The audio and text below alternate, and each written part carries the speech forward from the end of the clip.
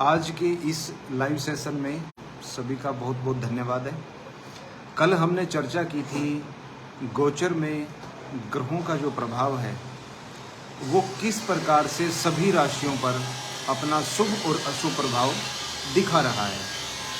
आज हम बात करेंगे एक ऐसे विषय पे जो बड़ा कॉमन भी है और सभी के काम आने वाला है। हमारी ये कोशिश रहती है कि इस लाइव सेशन का अधिक से अधिक लोगों को फ़ायदा मिले, और वो फ़ायदा तभी मिलेगा जब हम ऐसे विषय को उठाएंगे जो सार्वभौमिक हों, सबके काम आने वाले। तो ऐसा ही आज का हमारा विषय है कि ग्रह हमारे जीवन में किस प्रकार से प्रभाव दिखाते हैं। अगर हम वैदिक ज्योतिष की बात करें, वेद पुराण और शास्त्रों की बात करते हैं, या हमारे किसी भी धर्म ग्रंथ या आयुर्वेद की बात करें, तो इस संपूर्ण प्रकृति और चराचर का एक ही रहस्य बताया गया है, वो है पंच तत्व। इन्हीं पंच तत्वों से इस समस्त ब्रह्मांड में बनी हुई जितनी भी वस्तुएं हैं, जीव जंतु पशु पक्षी, पहाड़ मिट्टी पर्वत पानी जल अग्नि वायु आकाश, ये सब उन्हीं पंच तत्वों में है जिनसे ये पूरी प्रकृति बनी हुई है। इनकी संरचना में अगर हम बहुत गहराई में देखते हैं तो यही पंच तत्व विद्यमान है। किसी भी जीव जंतु या इंसान का शरीर तभी बीमार होता है जब इन पंच तत्वों का संतुलन बिगड़ता है। और वही पांच तत्व हम जब वैदिक ज्योतिष में स्टडी करते हैं तो हमारे इन्हीं 9 ग्रहों से कनेक्टेड है। जब ग्रह बिगड़ते हैं तो पंच तत्व बिगड़ जाते हैं, और दूसरी भाषा में जब पंच तत्व बिगड़ते हैं तो मानव शरीर बीमार हो जाता है। आपने देखा होगा बहुत सारे लोग हमेशा ही उदास रहते हैं, कुछ लोग चिंता में रहते हैं, कुछ लोग परेशान रहते हैं और कुछ लोग बड़े खुश रहते हैं। तो इस खुशी उदासी और चिंता की जो अवस्थाएं हैं, इनके लिए ये जिम्मेदार नहीं है कि किस व्यक्ति के पास कितनी सुख और सुविधाएं हैं, क्योंकि ये विषय अंदरूनी विषय है। जिस व्यक्ति का मन प्रसन्न होगा, जिस व्यक्ति का मन खुश होगा, वो सारी ही सकारात्मक बातें करेगा। और ऐसा ज़रूरी नहीं है कि सुविधा संपन्न और अमीर व्यक्ति ही सकारात्मक होता है या वो अच्छी बातें करता है। आज हम इसी विषय पे बातें करते रहेंगे, अपना विषय जारी रखेंगे और एक एक चीज़ को बारीकी से समझने की कोशिश करेंगे कि पंच तत्वों के रूप में या ग्रहों के रूप में किस प्रकार हमारे मानव जीवन पर शुभ और अशुभ प्रभाव पड़ता रहता है। साथ साथ में जो लोग अपने इस लाइव कार्यक्रम से जुड़ गए हैं, उनकी कोई समस्या है, उनकी कोई परेशानी है, उसका भी जन्म कुंडली एनालिसिस करके समाधान दिया जाएगा। कोशिश रहेगी कि ऐसे समाधान आपको बताए जाएं जो बहुत ही सरल हो, करने में आसान हो, जिनमें किसी प्रकार की कोई ज़्यादा खर्च ना हो और समस्या का निवारण भी हो जाए। अब वास्तव में समस्या कई प्रकार की होती है। कुछ समस्याएं बड़ी गंभीर होती हैं, कुछ समस्याएं बड़ी छोटी होती हैं। जितनी छोटी समस्या, उसका समाधान भी उतना ही आसान होता है और व्यक्ति को लाभ भी जल्दी ही मिल जाता है। लेकिन कोई समस्या जो लंबे समय से चले आ रही है, जो अपना गंभीर रूप ले चुकी है, उसका समाधान करने में धैर्य की आवश्यकता होती है। क्योंकि कोई भी चीज़ न तो बहुत कम समय में बिगड़ती है और ना ही बहुत कम समय में सुधरती है। बिगड़ते हुए भी समय लगता है और सुधरने का भी अपना एक प्रोसेस है। आज कोई व्यक्ति अगर बीमार है तो उसकी बीमारी आज की नहीं है, वो उसका शरीर अंदर से न जाने कितने दिनों से, कितने महीनों से उस बीमारी से परेशान है, पीड़ित है।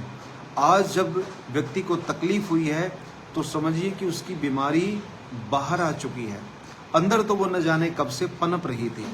ठीक उसी प्रकार से वो समस्याएं जो ग्रह जनित है, जो व्यक्ति के गलत निर्णयों की वजह से है, या हमारे पूर्व जन्मकृत जो कार्य होते हैं, कर्म होते हैं, उनका भी परिणाम होती है।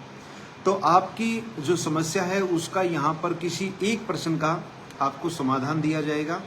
ये पूरी तरह निःशुल्क रहेगा, किसी प्रकार का आपसे कोई फीस यहाँ पर नहीं ली जाएगी, क्योंकि ये प्लेटफॉर्म ज्ञान की वृद्धि और आप सबकी समस्याओं के निवारण के लिए बनाया गया है, और इसको हम यथासंभव आपके लिए और सरल बनाएंगे और सुलभ बनाएंगे।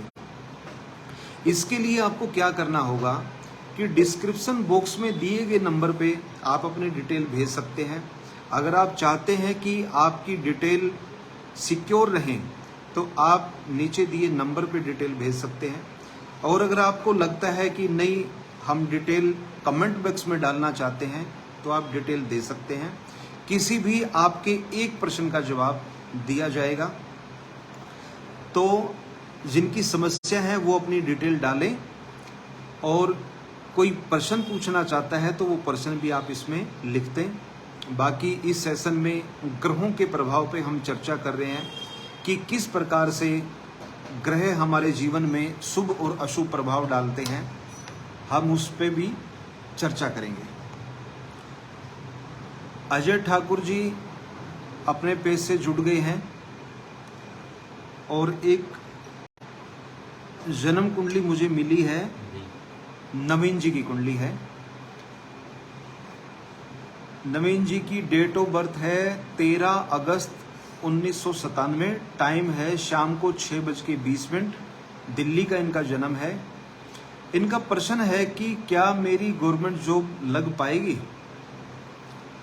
आपकी जन्म कुंडली में ग्रह स्थिति को देखते हुए सरकारी नौकरी के योग काफी कमजोर हैं, और स्पष्ट रूप से कोई भी योग ऐसा इस जन्म कुंडली में नहीं है जो हम आपको विश्वास दिला सकें कि आपकी गवर्नमेंट जॉब लगेगी। प्रयास आपको जरूर करना चाहिए, और क्या ऐसा उपाय हो सकता है, क्या रेमेडीज हम कर सकते हैं जिससे कि गवर्नमेंट जॉब आपकी लगने में आपको मदद मिले। आपकी जन्म कुंडली के अंदर जिस ग्रह ने आपकी सरकारी नौकरी लगवानी है वो ग्रह काफी कमजोर अवस्था को प्राप्त हो गया है। तो इसके लिए अगर आप रोजाना सूर्य को जल देते हैं और बृहस्पति ग्रह के आप दान करते हैं, दान का अर्थ समझिए कि जब कोई ग्रह कमजोर हो जाता है या अशुभ हो जाता है और हमारी जन्म कुंडली में वो हमारे लिए योगकारी नहीं है, तो ऐसी अवस्था में उस ग्रह का दान करना हमारे लिए हमेशा ही शुभ और लाभकारी माना गया है। बृहस्पति का जो अधिकार है वो पीली रंग की वस्तुओं पे है। अगर फल की बात करें तो पपीता और केले का फल आप इनका दान कर सकते हैं। आप बच्चों में केले का फल बांट सकते हैं। पीले रंग की वस्तुएं, पीला कपड़ा, पीली किताब, पीला पेन, आप इनका भी दान कर सकते हैं। पीले रंग की मिठाई, बेसन के लड्डू और पीले फूल, आप इनका किसी भी रूप में दान करते हैं तो बृहस्पति ग्रह के अशुभ प्रभाव आपके जीवन में कम होंगे और सरकारी नौकरी मिलने में आपकी मदद मिलेगी। लेकिन फिर भी इस जन्म कुंडली में सरकारी नौकरी के अलावा भी करियर के अंदर कुछ दिक्कतों के संकेत यहाँ पर स्पष्ट रूप से मिल रहे हैं। सरकारी नौकरी के अलावा अगर आपको किसी प्रकार की परेशानी है तो उसके लिए आपको डिटेल कंसल्टेशन लेने की आवश्यकता रहेगी। अब बात करते हैं आज का जो हमारा विषय है कि ग्रह मानव जीवन पर कैसे अपना असर दिखाते हैं।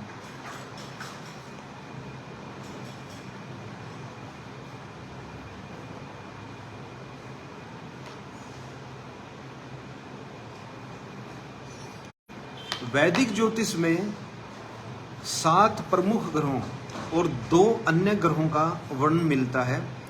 राहु और केतु को अन्य ग्रह की श्रेणी में रखा गया है, लेकिन इनका हमारे जीवन में वैदिक ज्योतिष में प्रभाव इतना ज़्यादा है कि इनको भी ग्रहों की तरह ही कैलकुलेट किया जाता है।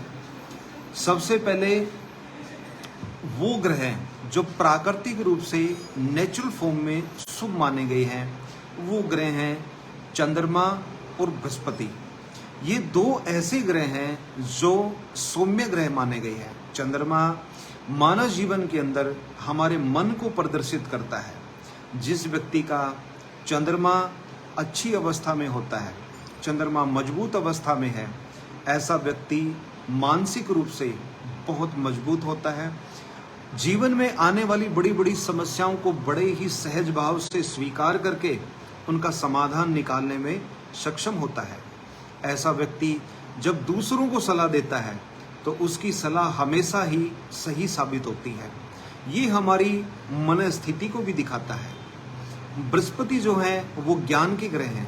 बृहस्पति हर प्रकार का ज्ञान जो हमारे जीवन में है, या वो व्यक्ति जो हमारे जीवन के पथ प्रदर्शक हैं, हमारे बड़े बुजुर्ग हैं, एक बच्चे के लिए, एक व्यक्ति के लिए उनके दादा, ये भी बृहस्पति ही हैं। उनको मिलने वाला ज्ञान ये भी बृहस्पति है। और जिन लोगों ने अपने गुरु धारण किए हुए हैं, उनके गुरु भी बृहस्पति ही हैं। जन्म कुंडली से ये आकलन किया जा सकता है कि आपके जीवन के अंदर आपके ज्ञान का जो स्तर है वो कैसा रहेगा। अक्सर हमने ऐसे लोगों को ज़रूर देखा होगा जिनसे हम जब भी किसी बात पर चर्चा करते हैं तो ये लोग इतनी गजब की नॉलेज रखते हैं कि इनसे किसी भी विषय पे आप बात करो, ये आपको तार्किक और तर्क संगत ऐसी बातें बताते हैं कि हम ये लगते हैं कि एक व्यक्ति को इतना ज्ञान कैसे हो सकता है। ये सब बृहस्पति का ही शुभ प्रभाव है। इसके विपरीत जब बृहस्पति का अशुभ प्रभाव व्यक्ति को मिलता है तो उसके ज्ञान का स्तर हमेशा ही कम हो जाता है।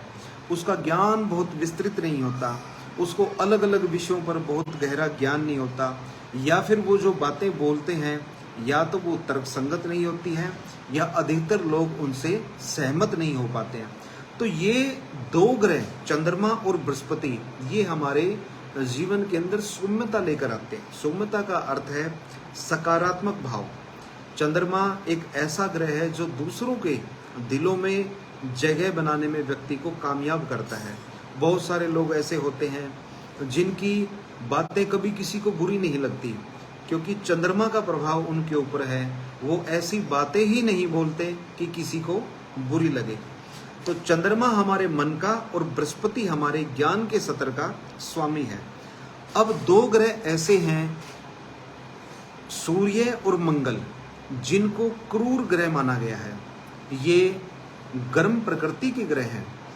ये क्रोध, साहस, पराक्रम, जल्दबाजी और कठोर निर्णयों को भी दिखाते हैं। जिस व्यक्ति का सूर्य अच्छी अवस्था में होता है या मजबूत अवस्था में होता है, ऐसे व्यक्ति को सरकार की तरफ से लाभ जरूर मिलता है। जो लोग सरकारी विभाग में कार्यरत हैं या जिनको गवर्नमेंट जॉब मिली हुई है, निश्चित रूप से समझ जाएं कि इन लोगों का सूर्य योगकारी है, मजबूत है और जन्म कुंडली में शुभ अवस्था में है। क्योंकि सूर्य की मेहरबानी के बिना सरकारी नौकरी मिलनी बड़ी मुश्किल होती है। मंगल और सूर्य, इन दोनों ग्रहों की जो प्रवृत्ति है और जो इनका प्राकृतिक स्वभाव है, वो दोनों से काफ़ी ज़्यादा मिलता जुलता है। इसीलिए जिस व्यक्ति का सूर्य शुभ होगा उस व्यक्ति का मंगल भी शुभ हो जाता है, और जिस व्यक्ति का मंगल शुभ होगा उसका सूर्य भी शुभ ही होता है, क्योंकि ये दोनों ग्रह एक दूसरे से पूरक माने गए हैं। सूर्य जो है वो व्यक्ति के कॉन्फिडेंस और आत्मिक विकास को दिखाता है, वो उसकी आत्मिक मजबूती को दिखाता है। उसका जो आत्मविश्वास है वो उसके हर कार्य में, उसकी बातों में उसकी झलक जरूर मिलती है। और जिन लोगों का मंगल मजबूत होता है, ऐसे व्यक्ति बड़े पराक्रमी होते हैं, ये निडर होते हैं, ये किसी परिस्थिति, मौसम या दिन रात की परवाह किए बगैर कार्य करने की इनके अंदर क्षमता होती है। और बड़े बड़े जो चैलेंजिंग वर्क होते हैं और बड़ी बड़ी जो तकलीफ, परेशानियां, परिस्थितियां आ जाती हैं, उनको बड़े अच्छे तरीके से ये लोग फेस करते हैं। और एक बहुत बड़े जन समूह के सामने अपनी बात रखना, उन लोगों को एक दिशा निर्देश देना या उन लोगों को मोटिवेट करना, उनको कमांड करना, ये भी मंगल और सूर्य का ही प्रभाव माना गया है। जब ये दोनों ग्रह अशुभ हो जाते हैं, नीच अवस्था में आ जाते हैं, तो व्यक्ति को कई प्रकार के रोग भी हो जाते हैं। सूर्य के खराब होने की वजह से दिल की धड़कन बढ़ जाना या दिल की धड़कन का असंतुलित हो जाना, उसके अलावा सिर दर्द, आँखों के रोग, हड्डियों से जुड़ा हुआ रोग, हड्डियों का टेढ़ा मेढ़ा हो जाना या हड्डियों का कमज़ोर हो जाना, दिल से जुड़ा हुआ रोग, घबराहट हो जाना, बीपी का बहुत ज़्यादा तेज या कम हो जाना, उसके अलावा हृदय गति का रुक जाना, ये बीमारी भी सूर्य की वजह से ही होती है। जिन लोगों का मंगल खराब या कमज़ोर होता है, उन लोगों को अधिकतर रक्त से संबंधित विकार आ जाते हैं, चर्म रोग आने की संभावना है और उनको फोड़े फुंसी से संबंधित दिक्कत आ जाती है, उनके हीमोग्लोबिन का लेवल कम हो जाता है, उनके अंदर साहस और निडरता की हमेशा कमी देखने को मिलती है। एक और ग्रह है हमारे शुक्र, ये भी सौम्य ग्रह हैं, ये भी चंद्रमा की तरह ही काम करने वाले हैं, लेकिन ग्रहों के मंत्रिमंडल में शुक्र को राक्षसों के गुरु माना गया है। ये हमारे जीवन के अंदर आने वाला जो वैभव है, जो संपन्नता है, सुख सुविधाएं हैं और जो लग्जरियस जीवन है, लग्जरियस लाइफ जो है, वो शुक्र से ही देखी जाती है।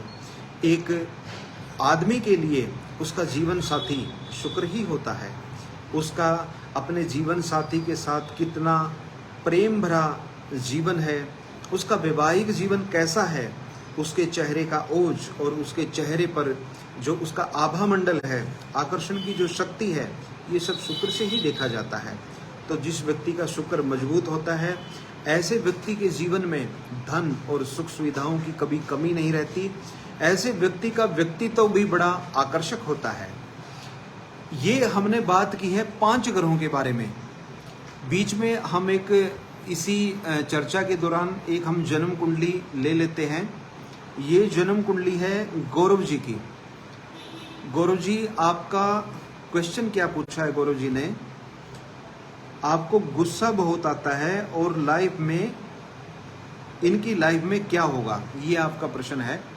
तो इसी चर्चा के दौरान जब हमने जिक्र किया है चंद्र, बृहस्पति, सूर्य, मंगल और शुक्र का, तो इसी चर्चा को हम इसी में एक जन्म कुंडली हम ले लेते हैं।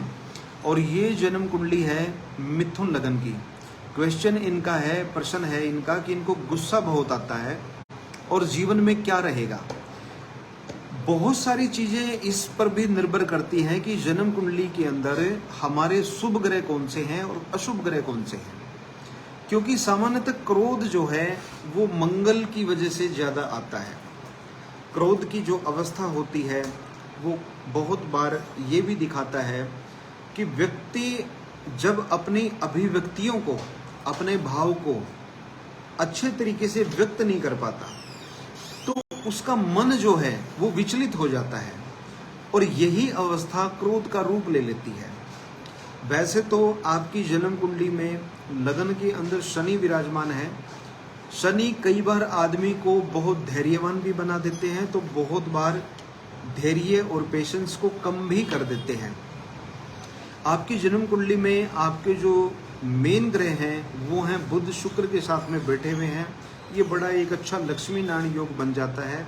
लेकिन मन के कारक चंद्रमा जन्म कुंडली के 9वें भाव में अकेले बैठ गए हैं। उनके साथ में कोई भी अन्य ग्रह ना होने की वजह से चंद्रमा यहाँ पर कमजोर अवस्था को प्राप्त हो गए हैं। और जन्म कुंडली के अंदर गुरु जो है वो आपके 12वें घर में है।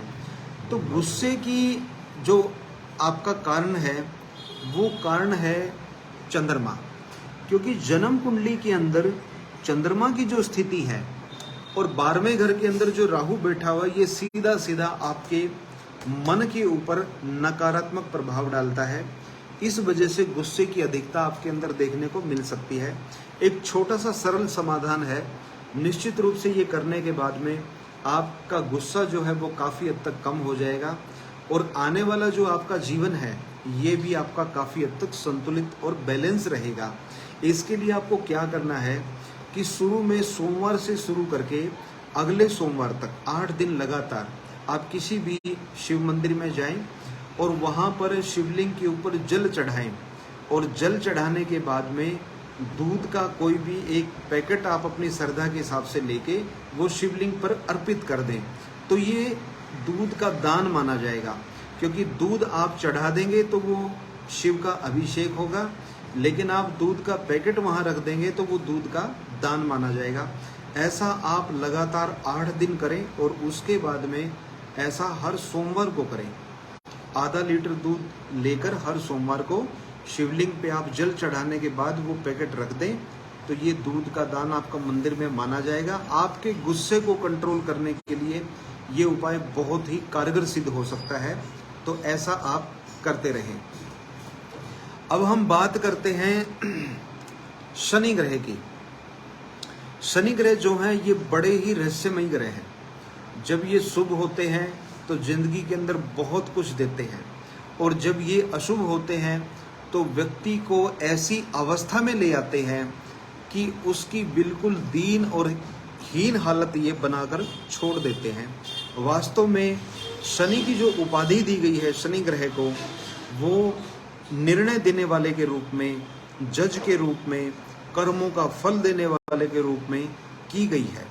इनका जो रंग है वो काला रंग है, और हम देखेंगे कि जो हमारा न्यायालय है उसके अंदर भी इस रंग को बहुत ज़्यादा उपयोग किया जाता है न्याय के रूप में। तो काला रंग जो है वो एक तरह से अन्याय का प्रतीक है, और सफ़ेद रंग जो है वो एक तरह से निर्णय का प्रतीक है। कानूनी जितने भी हमारे कार्य होते हैं उनके अंदर काले रंग की ही स्याही का इस्तेमाल किया जाता है।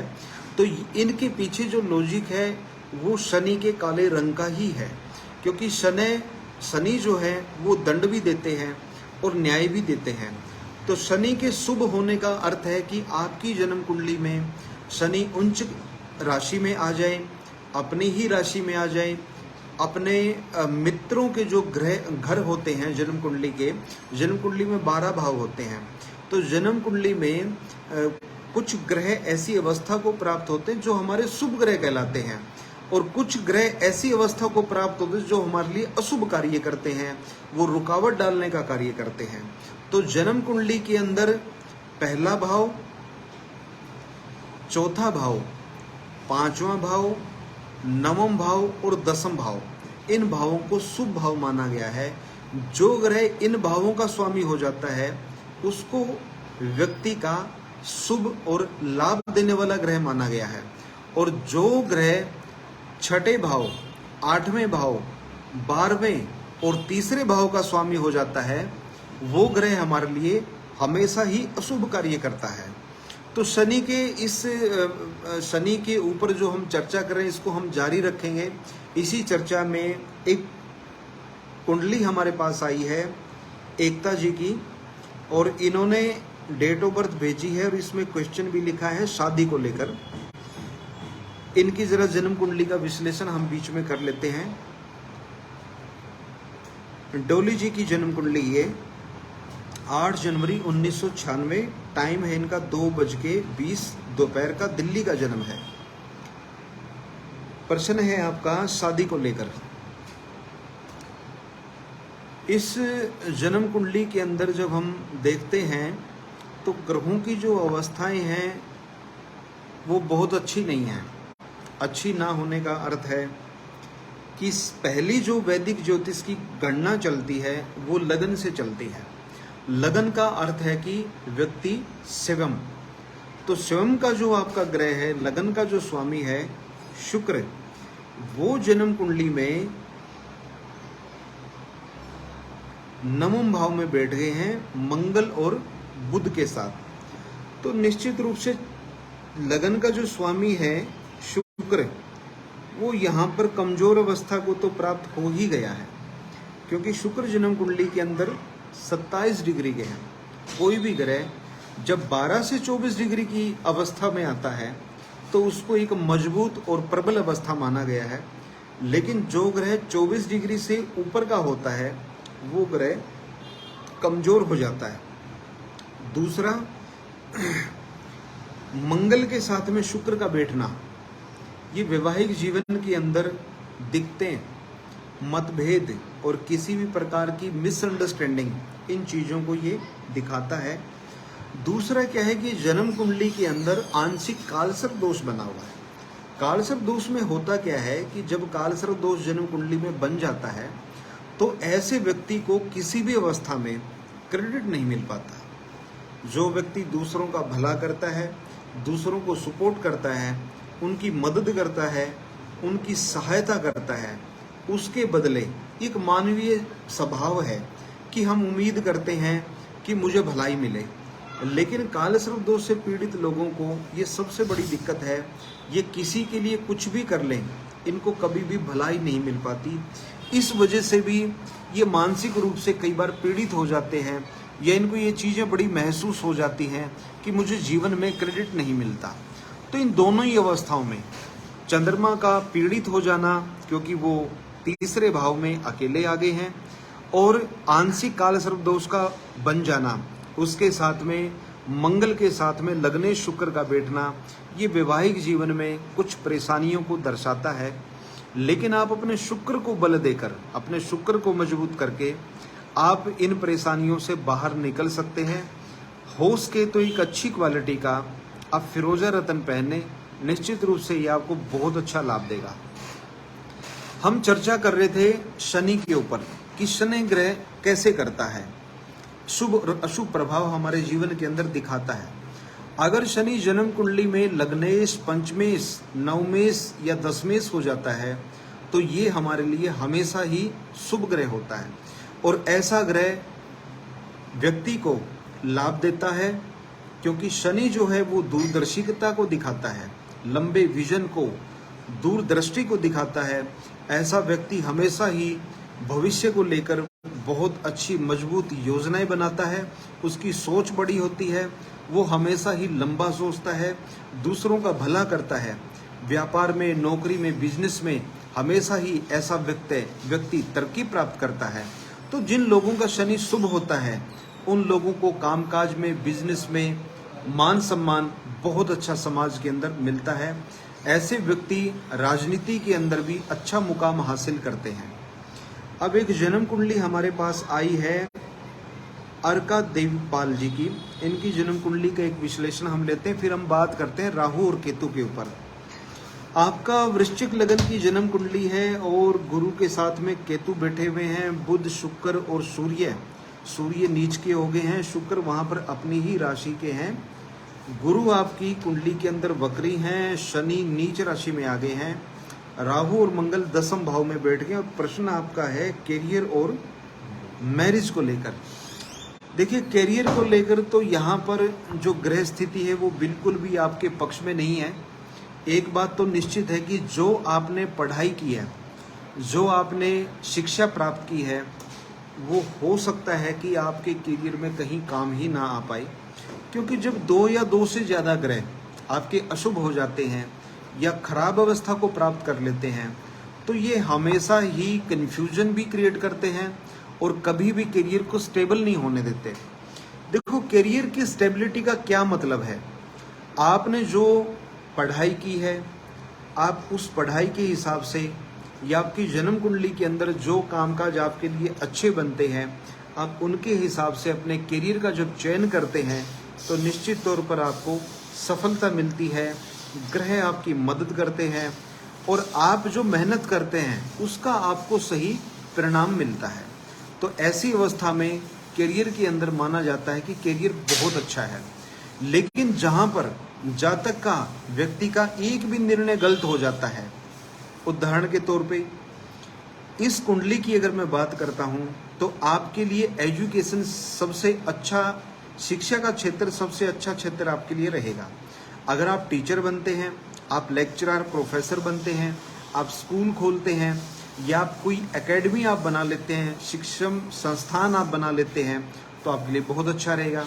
लेकिन आप अगर आईटी के अंदर, इंफॉर्मेशन टेक्नोलॉजी, कंप्यूटर के अंदर, मीडिया के अंदर या बैंकिंग सेक्टर में, फाइनेंस सेक्टर में आप जाएंगे तो समझिए कि आपने करियर का जो निर्णय लिया है वो बहुत गलत निर्णय लिया है और आपका करियर अच्छा नहीं रहेगा। क्योंकि जिन ग्रहों से जुड़ा हुआ आप काम करते हैं, जिन ग्रहों से जुड़ी हुई आप नौकरी करते हैं, या कोई व्यवसाय आप शुरू करते हैं और वो ग्रह आपके अशुभ हैं, वो ग्रह कभी भी आपको सपोर्ट नहीं करेंगे और नेचुरली आपके जीवन के अंदर संघर्ष बना रहेगा। क्यों? क्योंकि अंदर से प्राकृतिक गुणों, जिनका हमारा आज का विषय है कि किस प्रकार पंच तत्व हमारे जीवन में प्रभाव डालते हैं, किस प्रकार ग्रह हमारे जीवन में असर डालते हैं, वही असर इस कुंडली के जन्म विश्लेषण में हम बात कर रहे हैं कि जो आपके शुभ ग्रह हैं उनसे जुड़ा हुआ आपने व्यवसाय नहीं किया और जो ग्रह आपके अशुभ हैं उनसे जुड़ा हुआ आपने काम किया, तो जीवन के अंदर संघर्ष आपके रहेगा ही रहेगा। करियर की अगर मैं बात करूं तो आपके लिए एडमिनिस्ट्रेशन, मेडिकल का जो फील्ड है, आप डॉक्टर बन जाते हैं, आप सर्जन बनते हैं, तो वो आपके लिए बहुत अच्छा रहने वाला है। आप एमसीए की पढ़ाई कर रहे हैं, MCA in master in computer application, तो ये पढ़ाई जो है ये कंप्यूटर आईटी और टेक्नोलॉजी की आपकी पढ़ाई है। ये पढ़ाई आपके लिए बहुत सपोर्टफुल नहीं रहने वाली है। आप एक काम कर सकते हैं कि आप एमसीए कर रहे हैं तो साथ साथ में आप जो ग्रेजुएशन के बच्चे हैं जो बीसीए कर रहे हैं, आप उनको ट्रेनिंग दे सकते हैं, आप उनको क्लासेस दे सकते हैं, या उनको आप करियर गाइडेंस कर सकते हैं, या इसके अलावा इस डिग्री को लेने के साथ साथ आप पढ़ाई से जुड़ा आपका कोई काम कीजिए। आप कोई एकेडमी खोल सकते हैं, या जिन बच्चों को ट्यूशन लेना आप उनको ट्यूशन दे सकते हैं, या कंपटीशन टेस्ट की आप तैयारी करवा सकते हैं। तो इस प्रकार से आप करियर अपना बनाएंगे तो आपके लिए बहुत अच्छा रहेगा। अगर आप ये चाहते हैं कि आप डिजिटल मीडिया में, आईटी में, या वेबसाइट डिजाइनिंग में, या कंप्यूटर एप्लीकेशन बनाकर आप अपने करियर को बहुत अच्छा बना लेंगे, तो ऐसे ग्रहों से संकेत बिल्कुल भी नहीं मिल रहे हैं। और इन ग्रहों के दुष्प्रभाव से बचने के लिए एक अच्छी क्वालिटी का मोती और मूंगा आपको ज़रूर पहनना चाहिए, क्योंकि ये लाइफ टाइम हमेशा आपको सपोर्ट करते रहेंगे और करियर के अंदर आपको ग्रोथ भी देंगे और आपका एक विज़न तैयार करने में भी आपकी मदद करेंगे। इन रत्नों के प्रभाव से आपको ये पता लगेगा कि आपको क्या करना है, क्या नहीं करना है। इस निर्णय तक आप पहुंच जाएंगे और जब आप एक सही निर्णय लेंगे तो निश्चित तौर पर आपका करियर बहुत अच्छा रहेगा। कल हमने जिस विषय पे बात की थी वो गोचर में ग्रहों के प्रभाव का हमारा विषय था। आज का विषय है कि ग्रह सर्वमान्य, ना मैं गोचर की बात कर रहा हूँ, ना मैं जन्म कुंडली की बात कर रहा हूँ, नेचुरल वो ग्रह हमारे ऊपर क्या प्रभाव देंगे। हमने अभी तक डिस्कस किया है सूर्य, चंद्र, मंगल, बुध, बृहस्पति और शुक्र के बारे में, शनि के बारे में। अब बात हम करते हैं राहु और केतु के बारे में। राहु और केतु असल में एक ही ग्रह है। एक ही ग्रह का अर्थ है कि दोनों की जो नेचर है, दोनों का जो स्वभाव है वो लगभग एक ही है। इसके पीछे एक बहुत बड़ी रहस्यमयी कहानी है। मैं उस कहानी में अभी नहीं जाऊंगा क्योंकि वो कहानी हमारा काफ़ी समय लेगी। सारांश में, शॉर्ट में मैं आपको बताऊं तो राहु और केतु एक राक्षस हैं जिनकी धड़ को अलग कर दिया गया था और एक हिस्सा राहु कहलाया और दूसरा केतु कहलाया। इनको हम अंग्रेजी में साउथ और नॉर्थ नोड के नाम से भी जानते हैं, जो कि सूर्य और राहु के साथ बहुत ही खराब व्यवहार करते हैं, शत्रुता भरा व्यवहार करते हैं, और जब भी ये चंद्रमा और सूर्य के साथ आ जाते हैं तो ग्रहण योग लगा देते हैं। लेकिन प्राकृतिक रूप से अगर हम समझें तो राहु और केतु की जो नेचर है वो हर व्यक्ति के लिए समझनी बहुत ज़रूरी है। राहु और केतु के इस विषय को हम कंटिन्यू रखेंगे। बीच में हम एक जन्म कुंडली ले लेते हैं। ये डोली जी की जन्म कुंडली है, किरण की जन्म कुंडली है। इनकी डेट ऑफ बर्थ है 4 दिसंबर 1999। टाइम है सुबह 4 बजे का। और इनका क्वेश्चन है कि मुझे कंप्यूटर लाइन में जाना है, क्या मेरा करियर इस लाइन में अच्छा रहेगा? बिल्कुल बहुत अच्छा रहेगा। आपका करियर कंप्यूटर की लाइन में बनता है। कंप्यूटर और आईटी की जो लाइन होती है, इसके जो प्राइमरी ग्रह हैं वो शनि हैं। शनि आपकी कुंडली में नीच के हैं, वक्री हैं, और गुरु साथ में यहाँ पर बैठे हुए हैं। गुरु भी वक्री हैं, शनि भी वक्री हैं। और शनि नीच अवस्था को प्राप्त हो गए हैं। लेकिन अगर हम कालपुरुष की कुंडली की गणना करते हैं तो शनि यहाँ पर नीच के होकर भी आपके लिए बहुत ज़्यादा अशुभ प्रभाव नहीं दिखाने वाले हैं। कंप्यूटर और आईटी की लाइन में आप बिल्कुल जा सकते हैं, और खासकर वेबसाइट डिजाइनिंग और एप्लीकेशन बनाने का अगर आप प्रोफेशन आप एडॉप्ट करते हैं तो आपके लिए बहुत ही अच्छा रहेगा। इस जन्म कुंडली में अच्छी क्वालिटी का हीरा या फिरोजा पहनना आपके लिए बहुत ही लाभकारी सिद्ध होगा।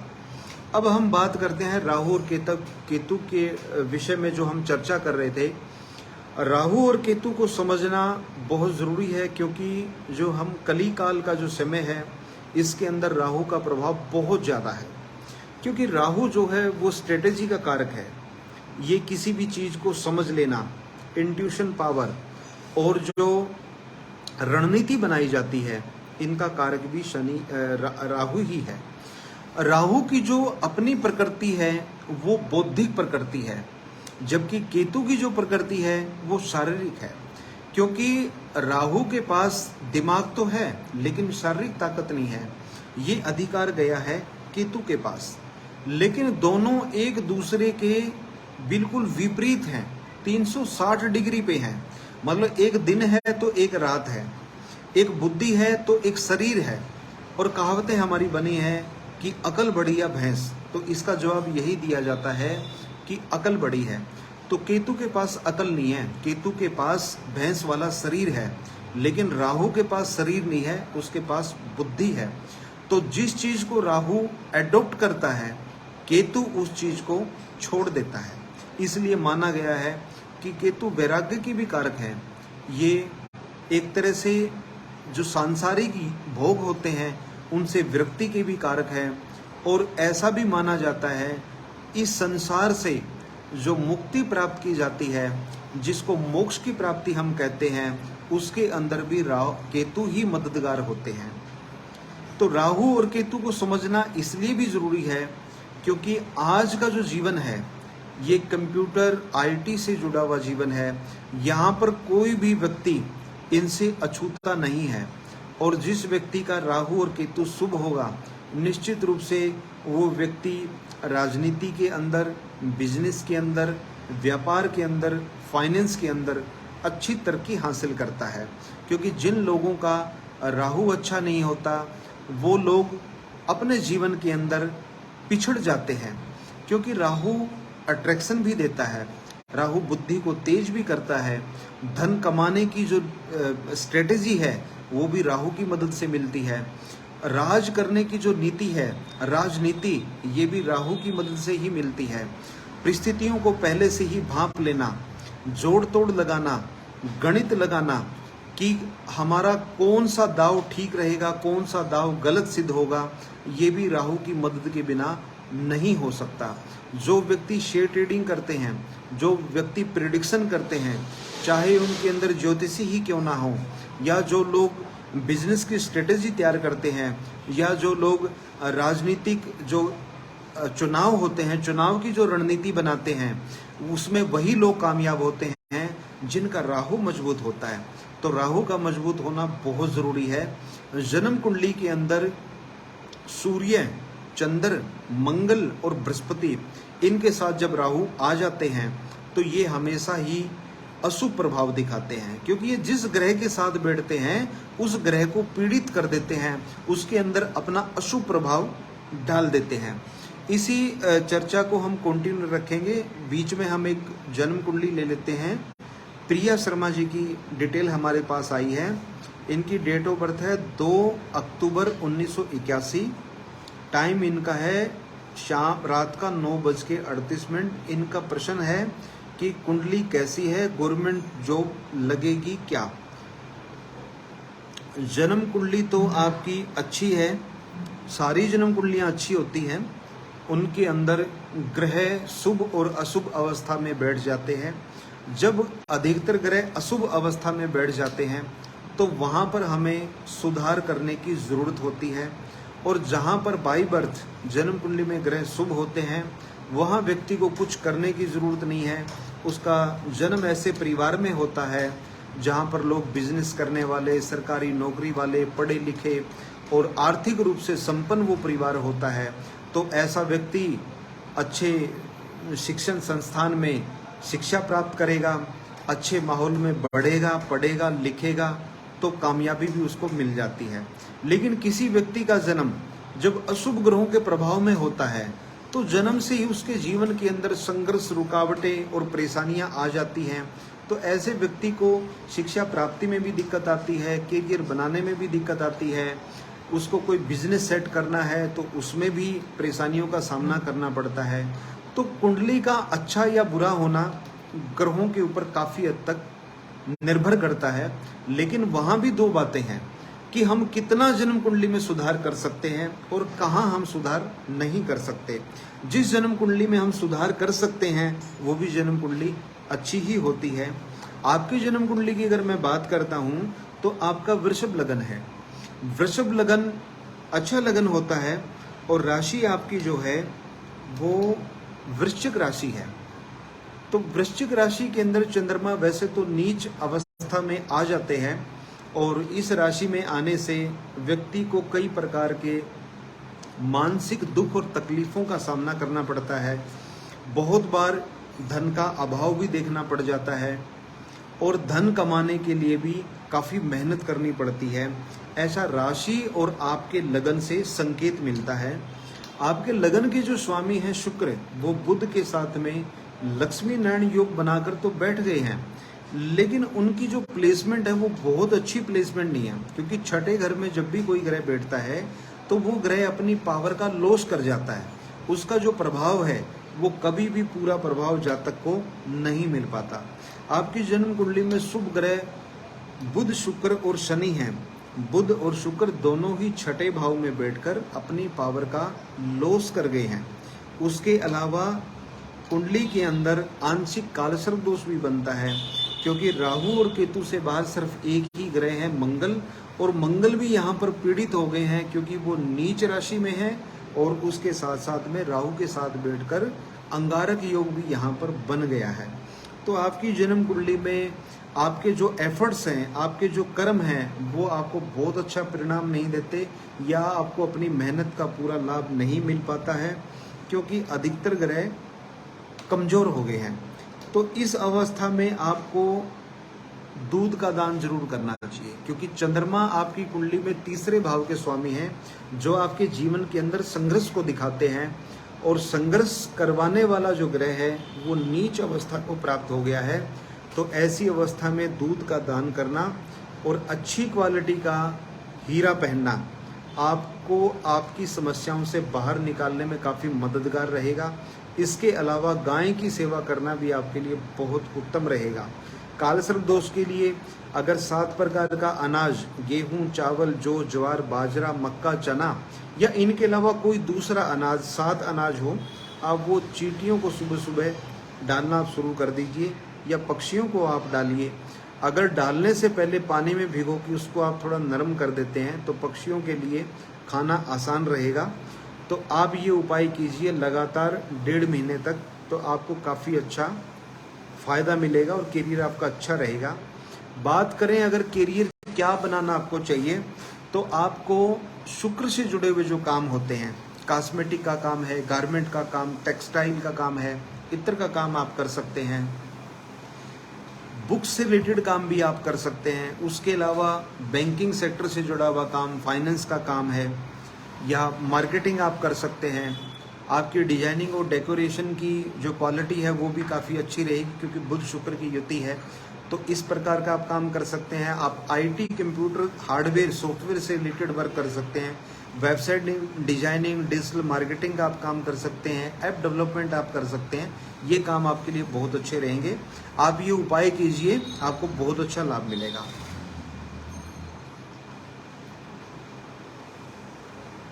एक जन्म कुंडली हमारे पास आई है, उस पर ज़रा हम डिस्कस करते हैं। ये संजीव कुमार जी की जन्म कुंडली है। 8 मई 1986 का जन्म है, 6:35 AM, ऊना, हिमाचल। इनका प्रश्न है कि गवर्नमेंट जॉब टीचिंग में मिलेगी या नहीं मिलेगी और विवाह कब होगा। संजीव जी, आपकी जन्म कुंडली में टीचर बनने के तो बहुत अच्छे योग हैं, लेकिन ग्रह कुछ इस अवस्था में बैठे हुए हैं कि सरकारी नौकरी का स्पष्ट योग तो मैं नहीं देख पा रहा हूँ। हालांकि सूर्य उच्च राशि में बैठे हुए हैं, सूर्य के साथ में बुध हैं, ये बुध आदित्य योग बन गया है, चंद्रमा भी साथ में बैठे हैं, आपकी राशि मेष बनती है और लगन आपका वृषभ लगन है। लगन के अंदर ही लगन के स्वामी शुक्र बैठे हुए अपनी ही राशि में, ये एक अच्छी अवस्था है। आपकी जन्म कुंडली में बुध, सूर्य और शुक्र, ये तीन ग्रह आपके शुभ ग्रह हैं। मंगल आपके अष्टम भाव में बैठे हुए हैं। तो इस पूरे ग्रह विश्लेषण से ये तो स्पष्ट है कि सरकारी नौकरी का स्पष्ट योग नहीं है आपकी जन्म कुंडली में। हाँ, आप टीचर जरूर बन सकते हैं। और बात है आपके विवाह की, तो विवाह में ऐसी कोई रुकावट वाली बात आपकी नहीं है, लेकिन मंगलिक होने की वजह से कई बार ऐसा हो जाता है, क्योंकि आप अष्टम मंगलिक हैं, तो इस अवस्था में शादी में देरी भी हो जाती है और कई बार बात फाइनल हो जाती है रिश्ते की, उसके बाद रिश्ता कैंसिल होने के योग इसमें बनते हैं। तो मंगलिक दोष निवारण की पूजा आपको जरूर करवानी चाहिए समय पे शादी के लिए और वैवाहिक सुख के लिए।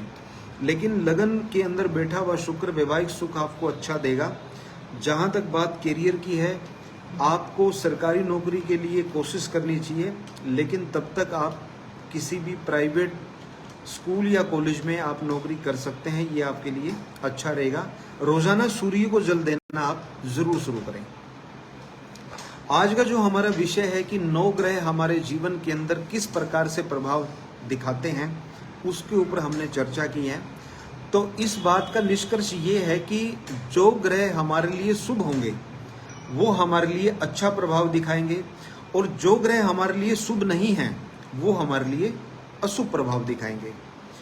अब ग्रहों का शुभ और अशुभ ये कैसे देखा जाएगा, इसके लिए हम अगले सेशन में डिटेल में बात करेंगे। बाकी संक्षिप्त में आपको बताऊं, जो ग्रह हमारी कुंडली के अंदर लगन पंचम और नवम के स्वामी हैं वो हमेशा ही हमारे मित्र ग्रह होते हैं, और जो ग्रह छठे, आठवें, 12वें घर के स्वामी होते हैं वो हमेशा ही अशुभ ग्रह होते हैं, क्योंकि उनका काम ही हमारे जीवन के अंदर अशुभता पैदा करना है, रुकावट पैदा करना, किसी भी बने बनाए काम को बिगाड़ देना, संघर्ष बना के रखना। जो ऐसा करते हैं उन ग्रहों को हम अशुभ ग्रह समझते हैं।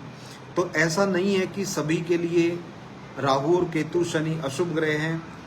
राहु और केतु शनि जैसे जो प्राकृतिक अशुभ ग्रह होते हैं, अगर ये शुभ ग्रह ना हो तो ना तो राजनीतिक लोग बहुत छोटे लेवल से बड़े लेवल पर पहुंच पाते, और ना ही छोटे शहर से, छोटे गांव और कस्बे से निकला व्यक्ति फिल्मी दुनिया के अंदर एक बड़े मुकाम को हासिल कर सकता, क्योंकि इन्हीं ग्रहों के प्रभाव से ही व्यक्ति गरीब घर में जन्म लेकर, छोटे गांव में, छोटे शहर में जन्म लेके, छोटे स्कूल में पढ़ के भी सफलता के बड़े मुकाम को हासिल करता है। क्योंकि इन लोगों की कुंडली में शनि, राहु और केतु निश्चित रूप से शुभ प्रभाव देने वाले होंगे, क्योंकि यही वो ग्रह हैं जो अचानक से व्यक्ति को बड़ी सफलता देते हैं और ऐसे मुकाम पर पहुंचा देते हैं कि देखने वाला हैरान रह जाता है कि ये व्यक्ति इतने छोटे स्थान से आकर इतने बड़े मुकाम को कैसे हासिल कर लेता है। तो ये इन्हीं ग्रहों का प्रभाव है। बाकी सामान्य रूप से आप ये समझिए कि जिन लोगों का चंद्रमा मजबूत होता है, ऐसे व्यक्ति बड़े अच्छे स्वभाव के धनी होते हैं और धन की भी इनके पास कमी नहीं होती। जिन लोगों का सूर्य मजबूत होता है उन लोगों को अपने जीवन में मान सम्मान खूब मिलता है, सरकार की तरफ से भी लाभ मिलता है। इनके अंदर एक राजा के, एक शासक के, एक कमांडर के और मैनेजर के गुण होते हैं, क्योंकि ये पिता का भी कारक है। मंगल सेनापति हैं, तो इनके अंदर पराक्रम और साहस के गुण कूट कूट के भरे होते हैं। ऐसे लोग बड़े पराक्रमी और साहसी होते हैं। ये बड़े बड़े कामों को हाथ में लेते हैं और उनको पूरा करने के लिए प्रयास करते हैं और सफल भी होते हैं। बुध और शुक्र ग्रह से जो प्रभावित होते हैं लोग, वो थोड़ा लग्जरियस होते हैं, आलस भी उनमें देखने को मिल जाता है, लेकिन भाग्य के धनी होते हैं, क्योंकि इनको परिवार से और भाग्य से सारी सुख सुविधाएं और धन मिलता रहता है। शनि मेहनत के कारक हैं, ये गरीबी के भी कारक हैं। शनि जिनके ऊपर प्रभावशाली होता है वो लोग या तो बड़े बिजनेसमैन के घर में जन्म लेते हैं या छोटे घर में, गरीब घर में जन्म लेकर अच्छी सफलता ये प्राप्त करते हैं। एक कुंडली हमारे पास आई है संजीव कुमार जी की। इनका क्वेश्चन, संजीव जी आपको हमने अभी आपकी कुंडली का विश्लेषण किया और आपको जवाब दिया है। रियासत अली,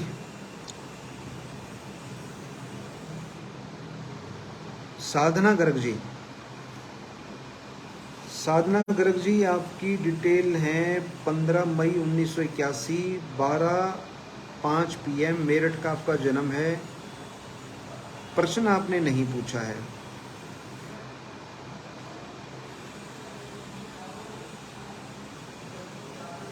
साधना गर्ग जी आप प्रश्न पूछिए। जन्म कुंडली मैंने आपकी खोल ली है। वैसे जन्म कुंडली आपकी बहुत अच्छी है। आपका प्राइमरी प्लेनेट सूर्य है और सूर्य राजयोग बनाकर जन्म कुंडली में बैठा हुआ है। मंगल अपनी ही राशि के बैठे हैं आपके 9वें भाव में, राहु आपके 12वें भाव में है, गुरु शनि चंद्र इकट्ठे हैं। आपका प्रश्न है फ्यूचर बताएं। साधना गर्ग जी पार्टिकुलर क्वेश्चन तो आपको करना होगा। ओवरऑल आपका फ्यूचर बहुत अच्छा है क्योंकि जन्म कुंडली अच्छी है तो फ्यूचर भी अच्छा है और ग्रहों की जो स्थिति है वो भी आपकी जन्म कुंडली में काफ़ी अच्छी है। लेकिन एक चीज़ आपके साथ ज़रूर देखने को मिलेगी कि अक्सर आपके ना बने बनाए काम बिगड़ जाते हैं। गवर्नमेंट जॉब की जो बात है, गवर्नमेंट जॉब की आपकी जन्म कुंडली में स्पष्ट योग है।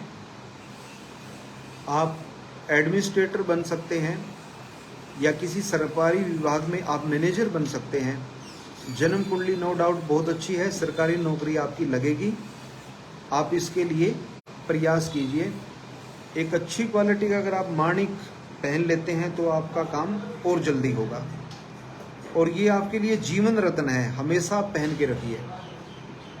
और रोजाना सूर्य को आप जल दें। सरकारी नौकरी का आपका स्पष्ट योग है।